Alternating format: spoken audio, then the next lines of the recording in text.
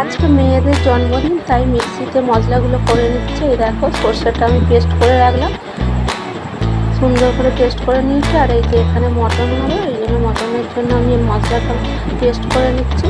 আর এই যে আলু ভাজা করছি, আর চিংড়ি মাছের তরকারি করে দেবো।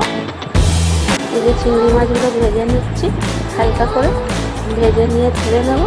দিয়ে তরকারিটা এই যে দেখো, খুব ভালো হয়েছিল তরকারিটা। তো এই যে মটনটা আমি ভিনেগার দিয়ে মাখিয়ে রেখেছিলাম, তারপর ম্যারিনেট করে দিয়েছিলাম। এদিকে ডালটা করে নিচ্ছি। মটনের জন্য আলুটা ভালো করে ভেজে নিয়েছি লাল লাল করে। এই যে সুন্দর করে মটন বানিয়ে নিচ্ছি। মটনটাও খুব ভালো খেতে হয়েছিল, জানো তো, মেয়েরা বললো।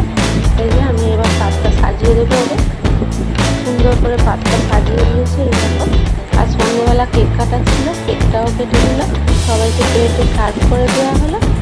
এই যে সবাই ভালো থাকবে, সুস্থ থাকবে। আবার দেখা হবে পরে নতুন ব্লগে।